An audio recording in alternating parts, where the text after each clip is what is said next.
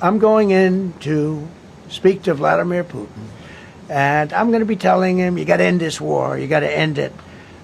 And he wasn't going to mess with me. This war would have never happened. You know, we had a discussion about it one time, and we never had that discussion again. Would have never happened. And when the election was rigged, and then Biden took office, which was barely took office, the auto pen took office, bad things started happening. Bad things, stupid things were said. And it ended up in a war.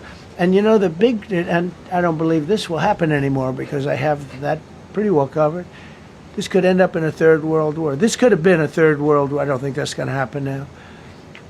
But I thought it was very respectful that the president of Russia is coming to our country as opposed to us going to his country or even a third party place. But I think we'll have constructive conversations. Then after that meeting, immediately, maybe as I'm flying out, maybe as I'm leaving the room, I'll be calling the European leaders who I get along with very well. And, you know, I have a great relationship, I think, with all of them. And I get along with Zelensky, but, you know, I disagree with what he's done. Very, very severely disagree. This is a war that should have never happened, wouldn't have happened. But I'll be speaking to Zelensky. The next meeting will be with Zelensky and Putin, or Zelensky and Putin and me. I'll be there if they need. But I want to have a meeting set up between the two leaders.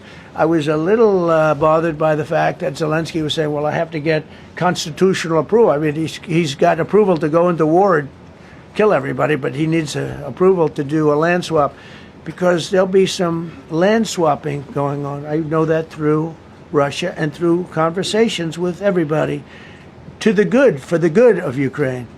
Good stuff, not bad stuff. Also, some bad stuff for both. So there's good and there's bad. But it's very complex because you have lines that are very uneven. And there'll be some swapping. There'll be some changes in land. And the word that they will use is, you know, they make changes. We're going to change the lines, the battle lines. Russia's occupied a big portion of Ukraine. They've occupied some very prime territory. We're going to try and get some of that territory back for Ukraine. But they've taken some very prime territory. They've taken largely ocean. You know, in real estate, we call it oceanfront property. That's always the most valuable property. If you're in a lake, a river, or an ocean, it's always the best property. Well, Ukraine, a lot of people don't know that Ukraine was largely 1,000 miles of ocean. That's gone. Other than one small area, Odessa, it's a small area. There's just a little bit of water left. So I'm going to go and see the